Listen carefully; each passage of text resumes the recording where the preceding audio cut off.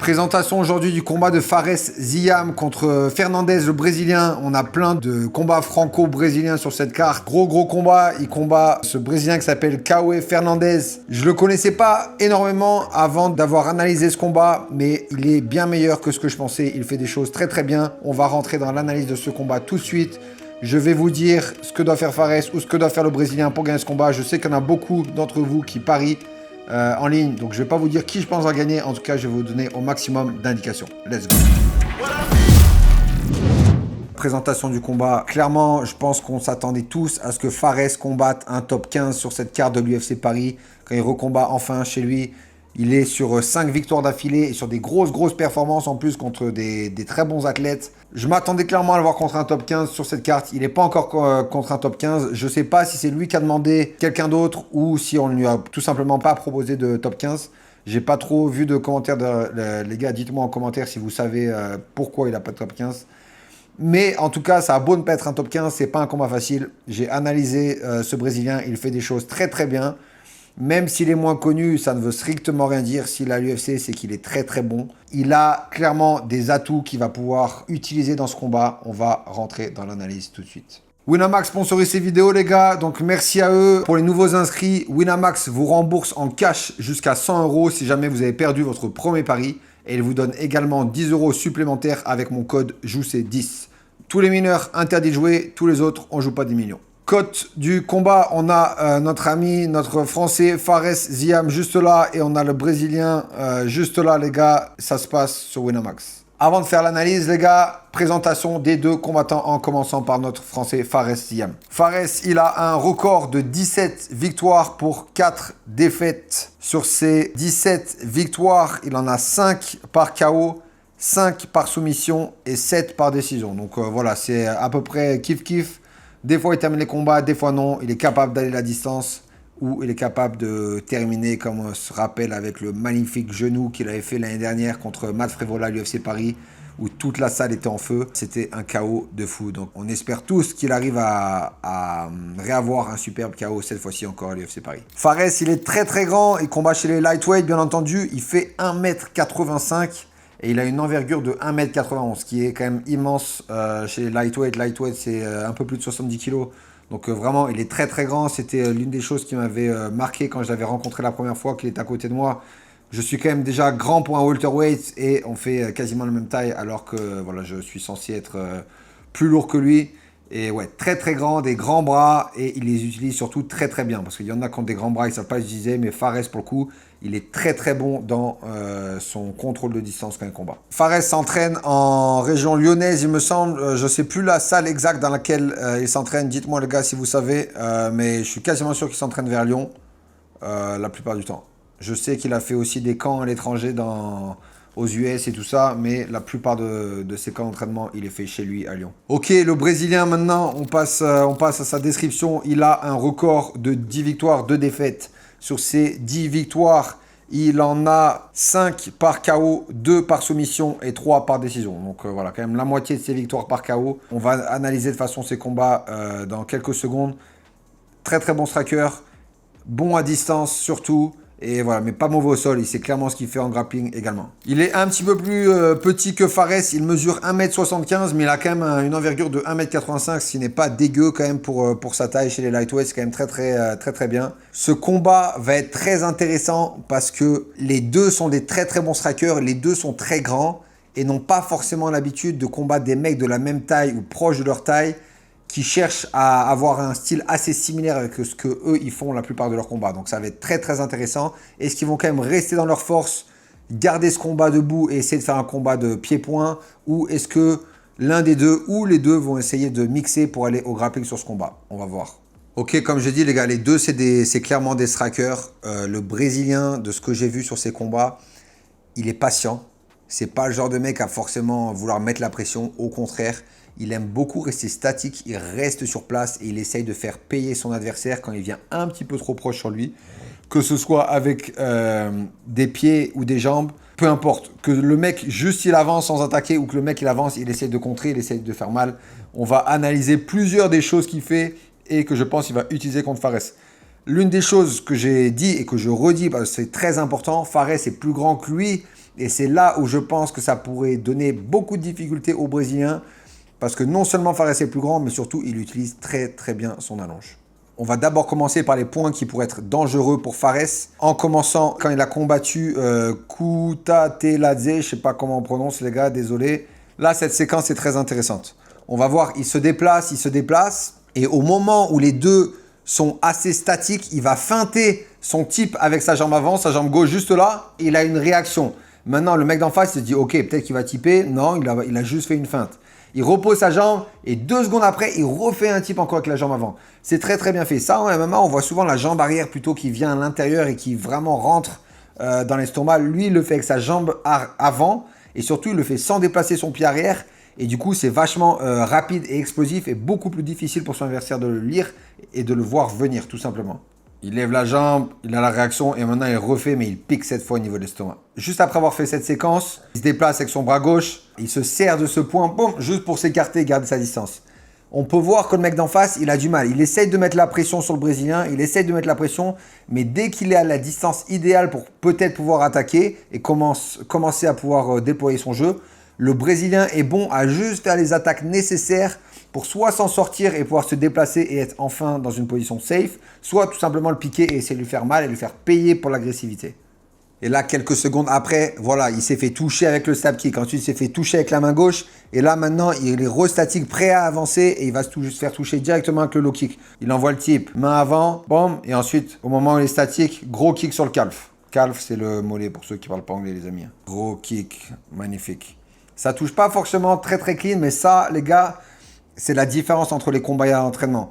À l'entraînement, tu peux en prendre 10 000 des kicks parce que déjà, de 1, ils sont pas forts. Et de 2, tu as les protèges tibia et lui aussi a les protèges tibia. Donc quand ça touche pas, ça fait pas aussi mal. En combat, quand tu fais tibia contre le mollet, même tibia contre tibia, ça fait beaucoup plus mal.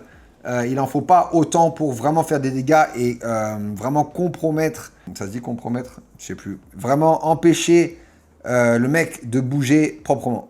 Je perds mon français, les gars. Putain. Qu'est-ce qu'il nous fait Jackie Chan avec son bras en bas, là? Juste là, il a essayé de la jouer à la Anderson Silva, juste là avec son bras droit. Ouais, ok, fais pas ça contre Fares, par contre, parce qu'il va t'envoyer un kick en pleine tête. Quelques secondes après, il s'arrête, il fait un peu le malin avec son bras droit. Bon, ça, c'était pas obligatoire. Hein. Et derrière, au moment où le mec, il avance, gros combo et il contre. Et ça lui permet de sortir. Ok, donc là, sur toutes les séquences qu'on a vues, c'était magnifique. De la même position, donc il se déplace. Au moment où il est prêt, il s'arrête. Soit il feinte avec sa jambe avant, avec le type. Soit il l'envoie carrément et c'est plus une feinte, soit il envoie son jab, ou soit quand le mec il se dit ok vas-y ça me gonfle, je vais avancer, la jambe avant est lourde, il envoie un gros kick au niveau de la jambe, donc ça coupe, ça stoppe le momentum du mec, ou bien quand le mec il avance fort, il est prêt, il est dans une position où il se sent prêt à contrer et il va contrer fort avec ses poings comme on vient de voir là sur la dernière partie de la vidéo. Et là c'est pareil sur cette séquence, on est toujours au premier round les gars, on est genre 30 secondes après, au moment où il s'arrête, le mec est prêt à bridger, il est prêt à avancer sur lui. Et au moment où il se dit « Ok, maintenant je suis dans une position où je me sens prêt à contrer », il est stable sur ses appuis. Et au moment où Kutateladze, je sais toujours pas dire son nom, il avance, il va contrer fort avec le bras gauche en crochet et derrière la main droite. Et il peut sortir dans une position très intéressante. Et là, le dernier point que j'ai noté sur cette partie de combat, et ce qu'il va falloir faire très attention pour Fares, parce que je pense qu'il y a des moments où ils vont arriver au clinch, la sortie de clinch. Là, on peut voir, il le fait très très bien, surtout qu'il a des grandes jambes et il arrive à quand même kicker assez haut. Là, au moment où ils vont sortir du clinch, regardez la jambe, boum, ça touche juste là derrière l'oreille et ça le drop. Magnifique, c'était très très bien joué. Je sais que Fares est très très bon dans ses positions, ça, il n'y a aucun doute, mais le mec est aussi très bon dans ses positions, donc il va falloir être extrêmement vigilant. Au moment où ils arrivent dans des combos où ça va vraiment rentrer au contact et qui vont se séparer au clinch, il va falloir être très très vigilant pour pouvoir sortir sereinement sans prendre un mauvais coup qu'on ne s'attend pas tout simplement. Et là cette fois c'est ça qui est intéressant, comme j'ai dit tout à l'heure, il se déplace, il s'arrête et ensuite il a ses solutions, soit avec ses poings, soit avec ses pieds, soit contré, peu importe. Mais là sur la séquence que je vais vous montrer c'est l'inverse. Cette fois il se déplace, il s'arrête et quand il se rend compte, ah non je suis pas bien, je suis pas dans une bonne position, il redémarre et il repart. Juste là, il n'est pas prêt, il le fait manquer. Tout simplement, ça c'était magnifique. Il le fait manquer à quelques centimètres, ça montre la qualité de son footwork. Vu que sa distance est parfaite, ça lui permet de bouger ses pieds en arrière de la distance nécessaire. Et on peut voir aussi que derrière, il a beaucoup de place, donc il peut se permettre de faire ça. Au moment où le mec, il attaque, il va déplacer ses pieds, il le fait manquer. Les deux jabs et la main droite, il le fait manquer. Il recircule et ensuite, ça lui permet de redéfendre la partie de grappling qui suit parce que sa défense est très très bonne en termes de distance. Je pense clairement que Fares a toutes ses chances en striking, oui, mais je pense aussi qu'il peut avoir des très belles opportunités en grappling. Je pense que Fares est très bon au sol également, c'est juste qu'il n'en a pas forcément besoin pour ses combats, donc il ne le montre pas forcément autant qu'il montre ses qualités de striking. Là, je vais vous montrer 2-3 petits points où l'ami brésilien est pas très bon, ou du moins moins bon, et je pense qu'il y a des grandes opportunités à saisir pour Fares. Et qu'on soit bien d'accord, là j'ai pris le combat quand il a combattu Diakese, l'anglais. Diakese, il est très bon en pied-point, mais c'est clairement pas un grappleur. Et il arrive à l'amener au sol assez facilement, entre guillemets. Et surtout, c'est pas que ça qui compte pour moi dans cette partie. C'est que là, au moment où il l'amène sur la cage, il l'amène tout en force. Alors que Diakese, c'est quand même pas le mec le plus physique de la catégorie. Il tombe au sol, il reste 2 minutes. Il se met en close guard, donc il ferme ses jambes là, comme on peut voir à l'arrière. Et il reste comme ça pendant en gros 2 minutes. Quand tes jambes sont fermées comme ça à l'arrière, il n'y a pas de soumission possible parce que tu as les jambes fermées, ok. Donc il faudrait que tu ouvres beaucoup plus les jambes pour ensuite peut-être faire une clé de bras, un triangle, ce genre de choses. Là, il est vraiment en mode survie, survie, survie. Je pense que quand il est dans ces positions sur le dos, il n'est pas à l'aise du tout. Est-ce qu'il va être facile à takedown? Je ne sais pas. En tout cas, si Fares arrive à l'amener au sol, je suis persuadé qu'il peut lui voler les rounds assez facilement, que le mec va pas réussir à se relever, voire ne va même pas essayer de se relever tout simplement, va juste être là en mode ok, je veux pas prendre trop de dégâts. Là on peut voir, sur ce round, c'est l'histoire du round tout simplement, il reste là pendant 2 minutes, et comme j'ai dit, Diakese c'est pas le meilleur des grappleurs, il est bon mais c'est pas le meilleur des grappleurs, et je pense que Fares est tout aussi bon, voire bien meilleur que Diakese au sol, et qu'il a toutes ses chances d'utiliser cette partie du combat tout simplement. Et pareil, sur le 3e round, cette fois, il se fait takedown. Il reste un peu plus de 3 minutes. Il se fait takedown juste là, sur cette séquence. Au moment où il fait son kick, Diakese, il va au clinch, il se retrouve là. Le mec essaye d'engager le takedown avec une prise dégueulasse, pour parler gentiment. Il va essayer de crocheter avec sa jambe droite, mais beaucoup trop loin. On peut voir la distance entre ses hanches, où clairement, Diakese peut bouger ses fesses en arrière, reprendre appui avec son pied gauche et ensuite le ramener au sol dans l'autre direction. 3 minutes 10 dans le 3e round et en gros c'est l'histoire du combat. Il va rester sur son dos sans vraiment être menaçant, soit de se relever, soit de faire des soumissions, soit de faire des dégâts sur son dos. Et il perd le combat comme ça, tout simplement. Oui, Fares c'est un striker, mais je pense que c'est du MMA. S'il arrive à l'amener au sol, peu importe la manière, je pense qu'il pourra gagner les rounds assez facilement. On va voir. La question c'est, est-ce que Fares va vouloir faire ça? Est-ce que Fares va réussir à l'amener au sol? Ou est-ce que ça va être un combat de pied-point tout simplement? Ok, maintenant on passe au combat de Fares-Ziam. Ce que j'adore sur le style de Fares, c'est qu'il est très patient. Il a un très très bon striking, mais il ne le rush pas. Il précipite pas les choses juste pour toucher. Il prend son temps. Et ça, je pense que c'est un point qui peut donner énormément de difficultés aux Brésiliens. Surtout que comme on a vu sur la partie précédente de la vidéo, le Brésilien, il aime bien se déplacer. Il s'arrête et ensuite il patiente et il voit ce qui se passe. Je pense que Fares peut vraiment lui donner des difficultés aussi, tout simplement en étant encore plus patient que lui et juste en essayant de le toucher que sur les erreurs du Brésilien plutôt que lui essayer d'engager plus vite que prévu. Surtout que, comme j'ai dit, il aura l'avantage en termes de taille, il aura des plus grandes jambes, des plus grands bras et je pense qu'il utilise son envergure encore mieux que le Brésilien.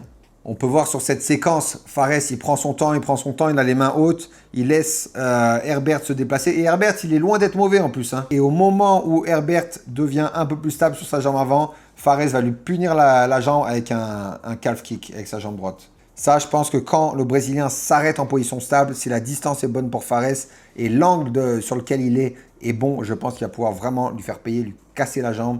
Et derrière, ça va rendre le mouvement du Brésilien beaucoup plus difficile. Là, c'est une séquence qui est encore magnifique de la part de Fares. Il met la pression sur le mec, mais il prend son temps. Et au moment où le mec il va essayer de s'échapper sur le côté, Fares il le punit avec son kick gauche. Ça touche pas forcément très clean sur celui-là, mais on s'en fiche. L'intention est très bonne.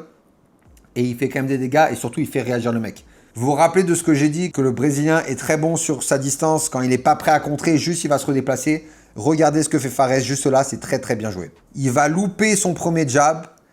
Il va quand même déplacer ses pieds en avant avec lui, donc garder les pieds sous lui pour garder la distance et ensuite toucher sur l'autre partie du combo, juste là. Au moment où il est prêt, il va louper son jab et derrière le deuxième, c'est lui qui touche. Ça, c'est important. Pourquoi? Parce que s'il a du mal à toucher en première intention, parce que le mec est trop bon sur sa distance, par exemple, je ne sais pas lequel va être meilleur sur le management de la distance, vu que les deux sont très bons sur ce point-là de ce sport. Mais ce que Fares fait bien, c'est que même s'il loupe le premier, il a ramené son pied arrière, ce qui lui permet de repousser et de toucher fort sur le deuxième et ensuite faire des dégâts sur le deuxième point.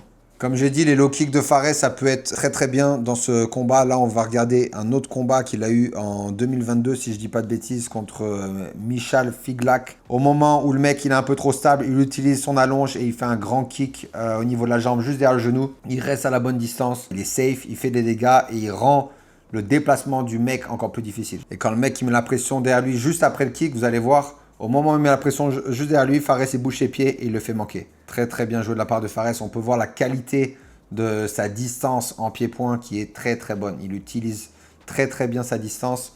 On peut voir qu'il a beaucoup d'expérience en pied-point et il le fait très très bien. Là, on voit un tout dernier point, les gars. Quelque chose que, pareil, je pense qui est très très intéressant. Regardez, juste là. Touche avec son jab. Derrière, il va se redéplacer. Le mec, il est en mode, putain, il m'a touché, je vais le retoucher fort. Et au moment où le mec, il réavance dans la distance de Fares, il va refaire un jab, mais en se déplaçant en arrière cette fois-ci, juste là. Le mec, il va avancer. Fares, il se déplace, il renvoie un jab.